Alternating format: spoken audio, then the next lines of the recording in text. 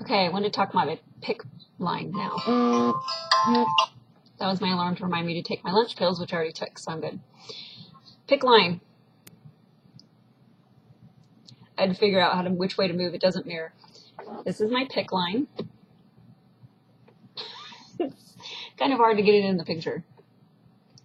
There we go. Okay, so today, and you can't see it very well because it's looking better already, I have a rash. Not a rash, I'm sorry. They were, what are they called, Grace?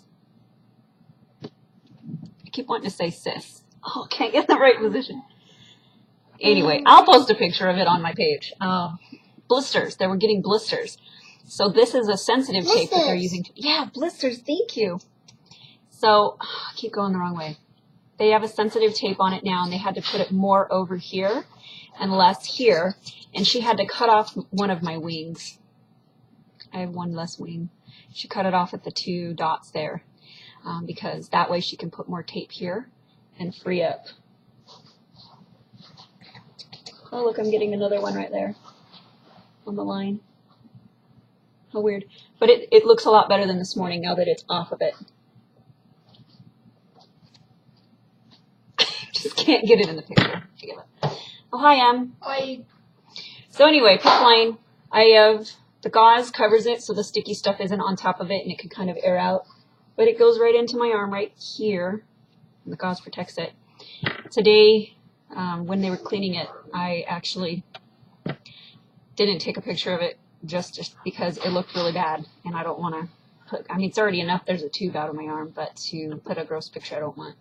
But there was this clotted blood piece. It wasn't like a scab, it was just like blood that had just gathered, and it was inside the hole off to the side.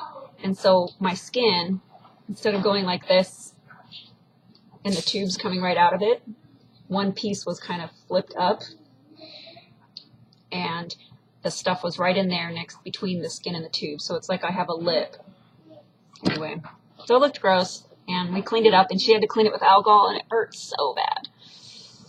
But it's okay. And now, because that's taken out, it's really sensitive today, and the skin underneath hurts really bad.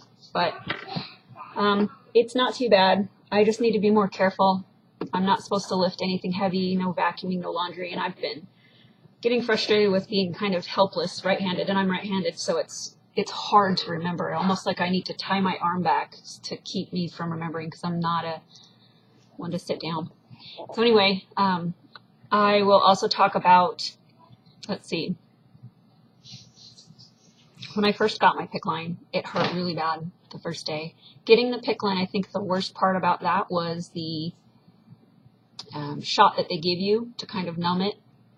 And I don't know if that numbs it and opens it up. I think it was just to numb it, and it was a huge bee sting. It hurt really bad. And then everything after that was just weird. Watching her, you know, doing the things and putting the metal thread or the wire through.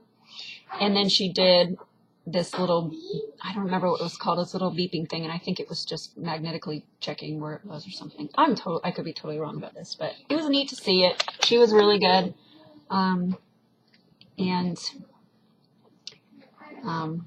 The weird part was when they finally put it in and then tried to flush it, I could actually feel it. And that first night when I went to sleep, I would lay on my left side and my heart would palpitate a lot. What's up, Em?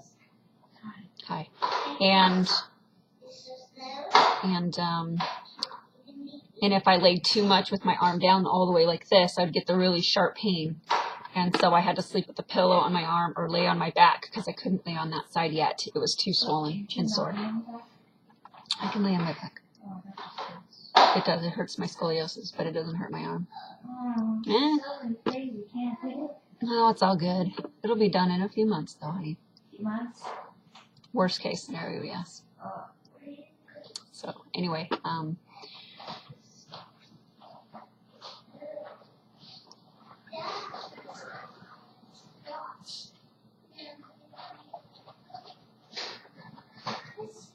you get easily distracted.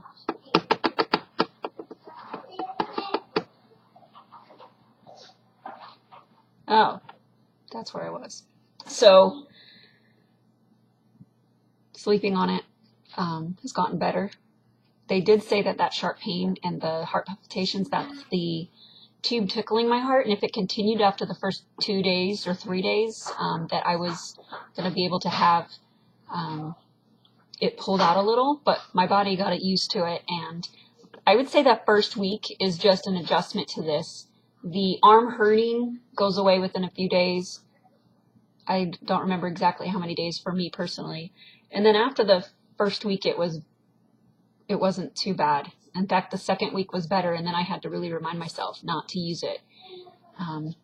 This last week, at the end of the second week-ish to the beginning of the third, I kind of had an accident with my son. He was... Scan has been completed. Good, thank you. He was laying next to me cuddling, and he went to get off the bed, but my arm was around him, so he rolled off, and it stretched my arm back, and so it pulled the a tube out a little more. And then the next morning it was showing a little, so I think that's when that happened. So that wasn't fun.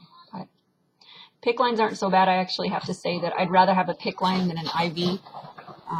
And having it go directly to your heart where the medicine does its best is the best thing. The difference between an oral antibiotic and a intravenous antibiotic is a lot different. The oral can go into the bloodstream, but it goes through the intestines first. So if you have any intestinal issues or stomach or all that, that's great. That's perfect for it. It's not as effective as straight to the bloodstream. And that's what this is doing. The tube goes all the way down to here into my heart, and not into, right above, and pumps it to my entire body. And so it's very effective. And there's a lot of other patients that are there for other reasons. So it's nice to have a clinic to go to where we're all dealing with PICC lines, different medicines. A lot of us are on Rocephin, so it can be treated for different things. So it's kind of like the, thank you guys, it's kind of like the amoxicillin of nowadays. Rocephin's pretty good stuff. So, but now that I've added Tindamax, I should be herxing. Apparently it's 12 o'clock now here, and I'm fine. So it's going to be different every day. So who knows what yesterday was. Maybe it was herxing, maybe it wasn't. I don't know. But I know no herxing means it's not killing anything. So it's nice. Maybe I'll get some stuff done today, but herxing means it's taking care of the job and what we're doing works. So anyway, I think that's it. I just wanted to share any story. Maybe one of these videos someday will help somebody, just to know that they're not alone. Because I know I have a lot of support, but I don't have a whole lot of support with PICC lines. I do have a friend or two actually that has had PICC lines before, and I've asked them, and they're younger than me, and I cannot imagine having to deal with this period and as many times as they have. But I'm lucky. This should be it for a couple of years, and as long as my immune system gets brought back up and they can keep it under control, I should be good for a couple of years and not have to do this for a while. So I know a lot of people are saying that you can cure it and you can completely get rid of your symptoms and you're Lyme free. Well, it's interesting that they say that, because there's not one test besides autopsy that proves that you don't have Lyme anymore. You can't just base it off of symptoms, because the Lyme does hide. So that's what I say about that. And I'm very big on researching the scientific fact of things. It's just like AIDS.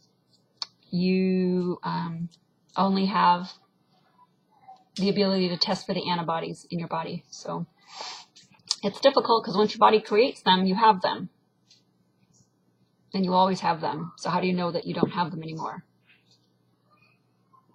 if your body's showing that you had it? So you have to treat symptoms. So there's no way to know if it goes away. You just have to get your immune system up to take care of it and keep it under control. And my immune system is shot, so that's why it's so bad. But so I still look into it all. I really will. And especially throughout all this, when I'm feeling better, I will research more. I've heard people say, oh, this doctor can cure it. This doctor can do this and cure it. And I'm going to look into it. It'll be a long adventure and a long process. And I'll get off of this treatment here pretty soon. And then who knows, maybe in a year or two, I'll tackle it more with something else or do some home things or So we'll see. It'll be a long time, but this is the hardcore let's attack it immediately phase. So I'm going to go now because my kids are wanting my attention, and that's why I have not had video updates lately, is because it's hard to be alone. Sorry. It's all good, babe. So anyway. Okay.